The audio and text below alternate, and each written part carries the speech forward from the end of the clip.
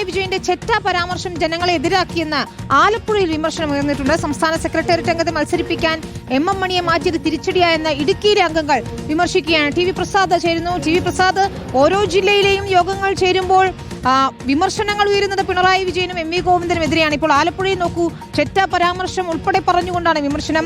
അങ്ങനെ ഓരോ വിഷയങ്ങൾ എടുത്തുയർത്തിക്കൊണ്ട് ഓരോ വിവാദങ്ങളും പറഞ്ഞുകൊണ്ട് തന്നെയാണ് നേതൃത്വത്തെ തിരുത്താൻ ശ്രമിക്കുന്നത് മറ്റു നേതാക്കൾ. വിനിത, സമീപകാലത്തൊന്നുമില്ലാത്ത രീതിയിലുള്ള കനത്ത പരാജയമാണ് CPIM-ഉം LDF-ഉം ഇത്തവണ ഏറ്റുവാങ്ങിയത് എന്നുള്ളതാണ്. ഏതെങ്കിലും തരത്തിലുള്ള ഒരു തെരഞ്ഞെടുപ്പ് തോൽവി എന്നത് മാത്രമല്ല, പയ്യന്നൂരിലും തളിപ്പറമ്പിലും ഉൾപ്പെടെയുള്ള സ്ഥലങ്ങളിൽ സംഘടനാപരമായ ഗുരുതരമായ വീഴ്ചയും സംഭവിച്ചു എന്ന വിലയിരുത്തലാണ് പാർട്ടിക്കുള്ളത്. അതുകൊണ്ട് തന്നെ ഈ കനത്ത തോൽവി മറികടക്കണമെങ്കിൽ ഏറ്റവും താഴെയുള്ള സഖാക്കളെ കൂടി കേൾക്കേണ്ടതുണ്ട് എന്ന പാർട്ടി തീരുമാനത്തിന്റെ അടിസ്ഥാനത്തിലാണ് പതിവില്ലാത്ത രീതിയിൽ മുകളിൽ സംസ്ഥാന സെക്രട്ടേറിയറ്റും സംസ്ഥാന കമ്മിറ്റിയും മാത്രം ചർച്ച ചെയ്തുകൊണ്ടുള്ള ഒരു റിവ്യൂ റിപ്പോർട്ട് തയ്യാറാക്കി ബ്രാഞ്ചുകളിലേക്ക് കൊടുക്കുക എന്ന രീതി മാറ്റിക്കൊണ്ട് ബ്രാഞ്ചും ലോക്കൽ കമ്മിറ്റിയും ഏരിയ കമ്മിറ്റിയും ജില്ലാ കമ്മിറ്റിയും പറയുന്നത് കേട്ട ശേഷം സംസ്ഥാന കമ്മിറ്റി കൂടി ചർച്ച ചെയ്ത് റിവ്യൂ റിപ്പോർട്ട് തയ്യാറാക്കാമെന്ന തീരുമാനത്തിലേക്ക് പാർട്ടി എത്തിയത്.